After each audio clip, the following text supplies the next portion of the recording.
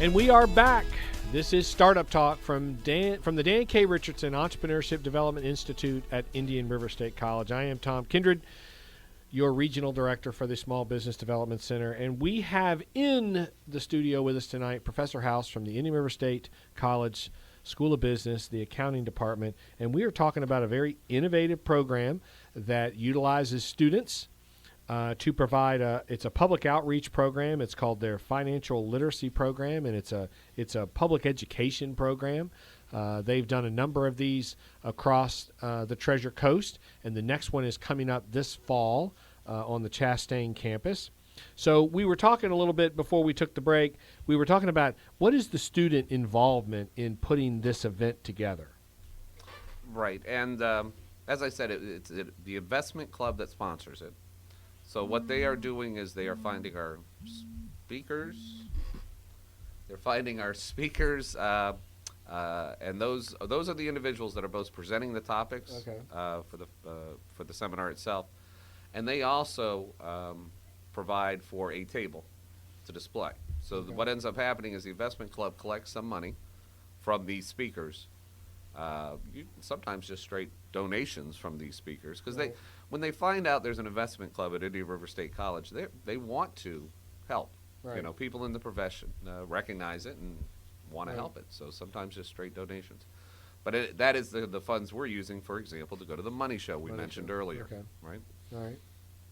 So. And, you know, not too long ago, I happened to be, I think I was walking through 102 there in the Brown Center, the big room, and you had some accounting firms in the room talking to your accounting students. Right. What was that all about? You were bringing kind of in the real world approach that day too, weren't you? Yeah. Oh, yeah. That was for the accounting, our 4-year accounting students, and the idea there was they're not really sure what to expect when they walk out these doors. You know, the realization that we're going to kick them out one way or the next is coming, right. And they're going to be expected to get a job. And they've been in the class, they've been learning the technical skills, they've been learning how to do these things. But when I go out and talk to somebody, what can I expect to see? So yeah, now what? Exactly, Sure. and you know, and it hits us all. You walk out the door and you're saying, okay, I did that, but I'm no longer there. You know, I'm in a different world altogether. Now what? So the meet and greet is that concept. Okay. We're bringing in various professionals.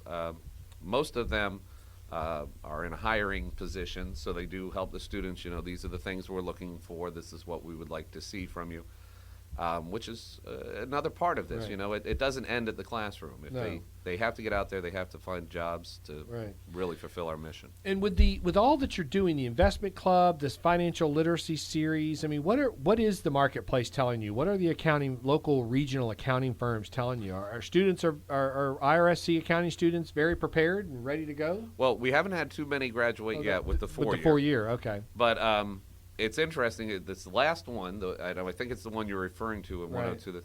We actually brought back one of our graduates to come and speak because she was now working in field. Okay.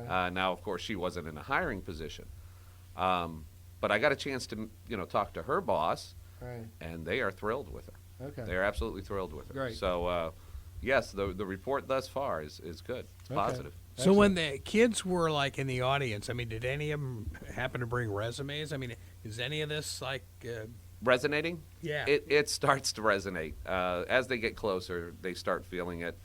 And I noticed, too, it followed into the classroom because several of them said this isn't accounting is not a subject that is academic. What you're doing in there is exactly what we're doing outside. And you have to not just be able to do it, but have some understanding of it. And I noticed studying went up after these things. Interesting. Yes, if that alone would have made it worthwhile in my book. Yeah. They started reading the chapters for meaning, not just how do I do it, but why am I doing it, which was thrilling on mine. Yeah.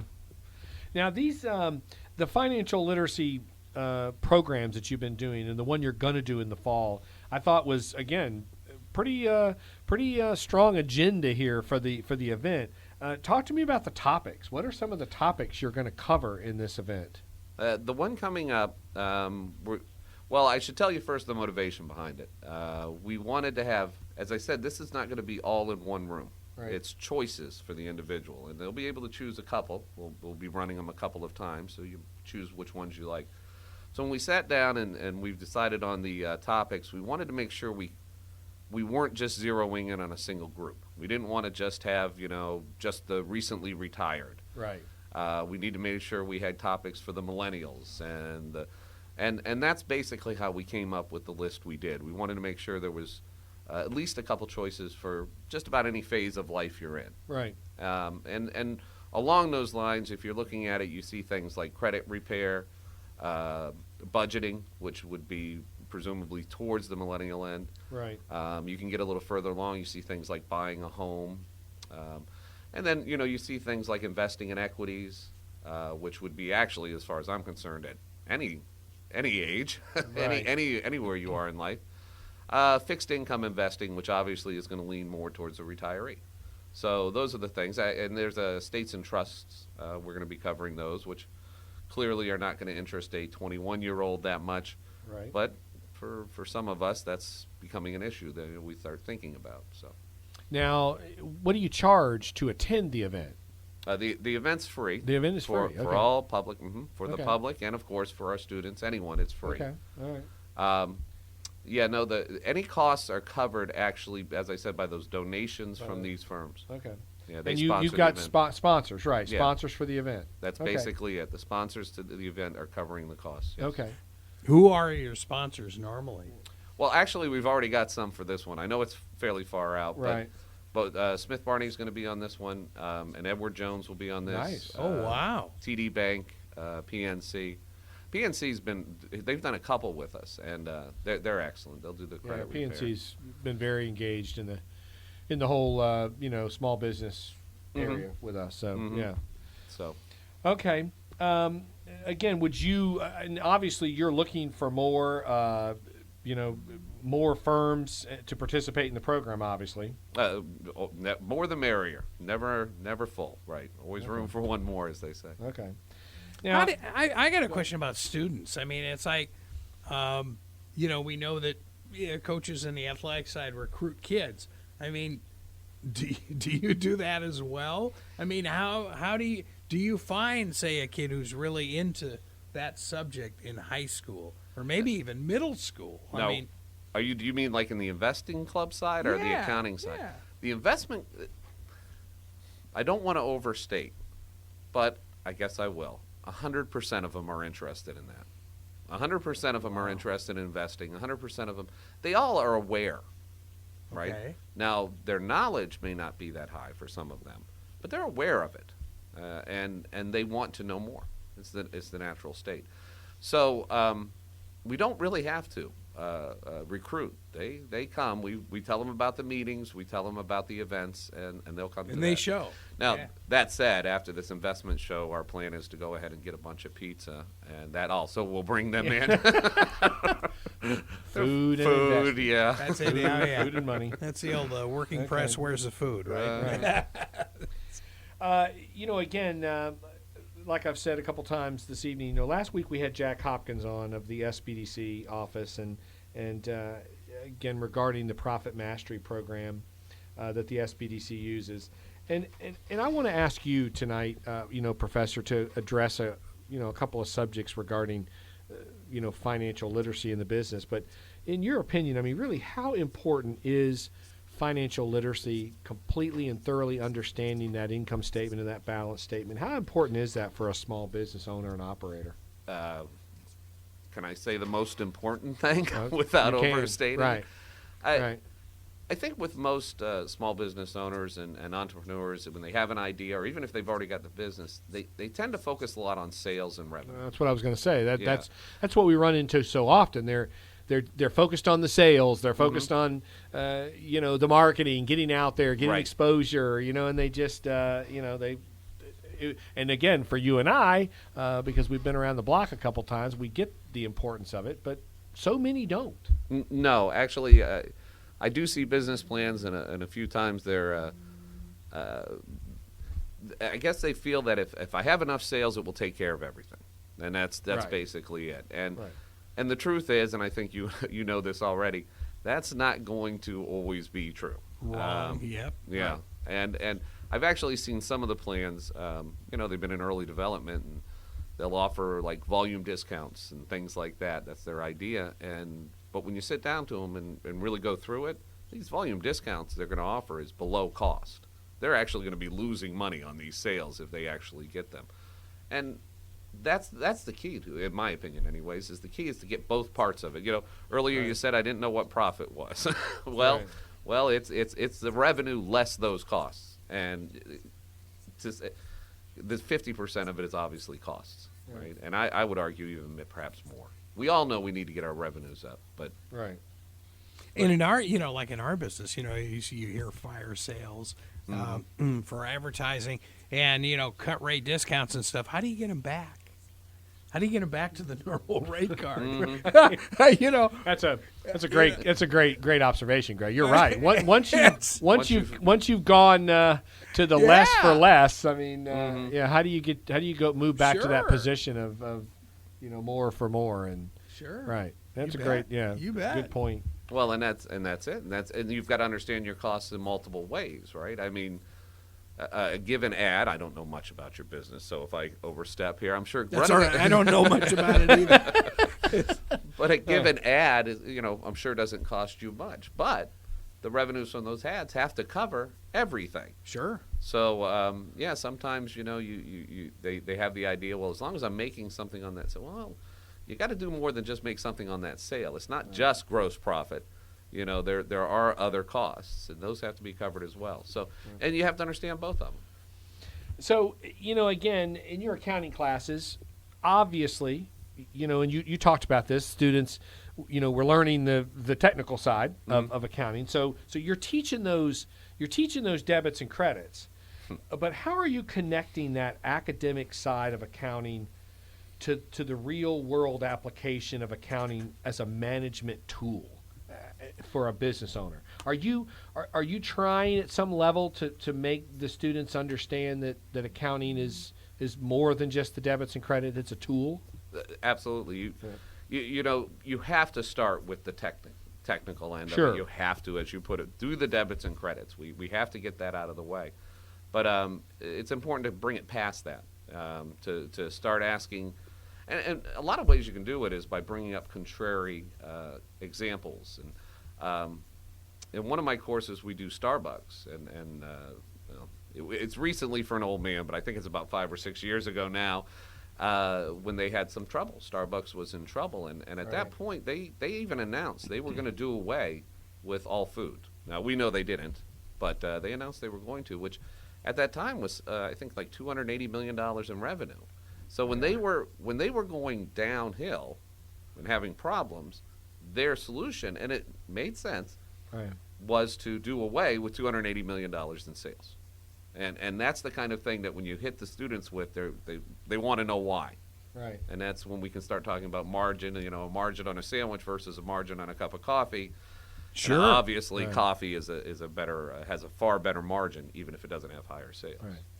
Well, and again, that's a great point you make too, because you're absolutely right. There's really some common theories in businesses that you really sometimes even there's this notion of you have to look at your customers and you have to say, which customers are producers for us and which there's that whole theory of kind of looking at what you're selling, who you're selling to. And you're right. You don't have to be the biggest. You want to be the most profitable. Right. Absolutely. That's that. And I've always said it's done on the margin, right? If small things, using too many napkins at a restaurant, it Right. doesn't sound like Right. much, but if I start adding up pennies an hour to dollars a Right. day to hundreds of dollars a year, and what make it worse is there's no offsetting revenue. It's the same as just taking the money right out of your wallet. It's literally is, and that's going back to your original statement. Why we have to understand what's going on in those statements. Right. We one of my favorite little acronyms that I learned and I really I like this one in business is that we talk a lot of times about the people that work, in the business and then those that work, on the business. And as I look back over my career too, now I get that. There were many years I wouldn't have understood But that. you didn't when you were in business. That's right. I didn't really right, understand exactly. that statement because, like you are talking, Professor, we're always driven for the sales. Yeah. And so, looking back on it now, I really truly understand that statement now. So I think speak to the issue of constantly monitoring one's financials is an example of working on the business. I mean, how often should that small business really review those financial statements? As often as needed, and Right. perhaps a little bit more. Okay. I mean, obviously, that if you're instituting a new program, if you're instituting a new training program or advertising, you want to know, you need information. How did it work, right? Which is going to go back to those statements, and you're going to want to analyze them for that reason. So, a lot of times, how often you need to go to those statements. Right. Now, that said, you might look at your costs for the day, you might look at your sales for the day, but a day isn't really a length of time to Right. start analyzing anything with, unless you're having an event or something. Right. So you have to also take it with a grain of salt. The shorter the period, the harder it is to get a true picture. And an hour's worth of Right. data doesn't really tell us what's going on in the business. Right. So you would review things obviously as frequently, but at least quarterly you want to get in there and start pulling it apart to some detail, because Right. there you've got a long enough time frame that you can say this is accurate. What are some red flags that you teach your students to look for when they're reviewing the balance sheet and the income statement? Well, we look at a lot of the ratios, and you want to pop up. You look at the ratio itself, and then you compare it to the others in your state. And on the surface, we're doing like one we're looking at, and their sales went up by 20%, and that's wonderful. Sales are up by 20%. Or if you look at their income, it's up by 15%, and that's wonderful. But then when I look at those two things together, and I say, well, my sales are up by 20%, but my income's only up by 15%, suddenly that doesn't sound as wonderful, right? So that's the key to the whole thing. I suppose, to put it simply, it's a smell test too, isn't it? I mean, you've got to go in there. Something seems wrong. It probably is wrong, and you need Right. to look at it. But that's it. It's all in conjunction. You've got to keep looking at those. And again, one of the big things that we used to always do is we compared our numbers to like businesses in Right. the industry.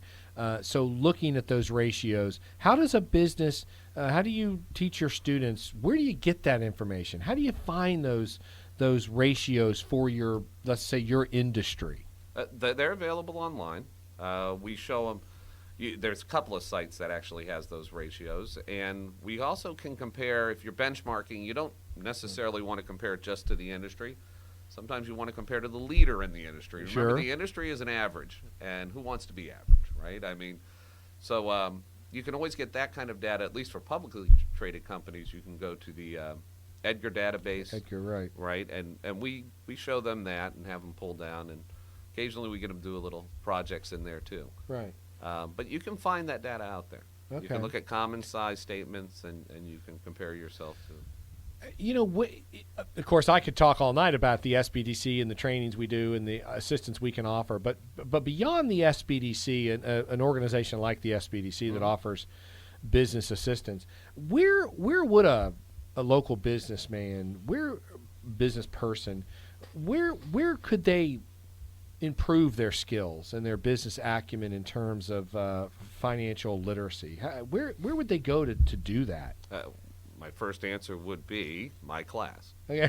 I'm sorry, you Right. knew that was coming, right? I mean, if I said That's right. anything but that, That's you right. know, Okay. You That's just it. kicked the door open. Yeah, he did. He Comments. really. I think they refer to that as an alley-oop right Okay. there. I had no choice. So, But actually, in truth, but again, so let me ask you a follow-up question to that answer. all right. I mean, is that the place where let's assume that the person is running their business, operating their business, but don't really have the accounting background. Is that where you start? Do you go take the accounting 101 class to really understand it? I would say yes. Okay. You may not continue forward. You might just stop at the 101 and then get into specifically what you need to know. Right. Maybe you start taking, like we offer QuickBooks. And, Okay. you know, with the background in 101, I can start using QuickBooks and I can start putting in what I need to know. I actually am opposed to the idea of just running two QuickBooks because it works 99% of the time. And that 1% of the time, if you don't really have any accounting knowledge, if you don't know Right. what it's doing, Right. you can quickly get lost. That 1% will get you off track, and then it's just a mess.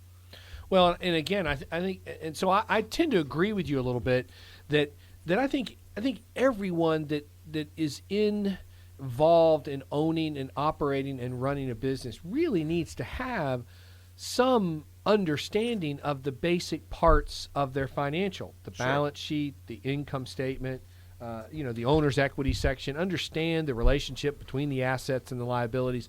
So I tend to agree with you that maybe you don't have to become an accountant, Right. but certainly understanding those basics, even if you've got a controller or a bookkeeper, Right.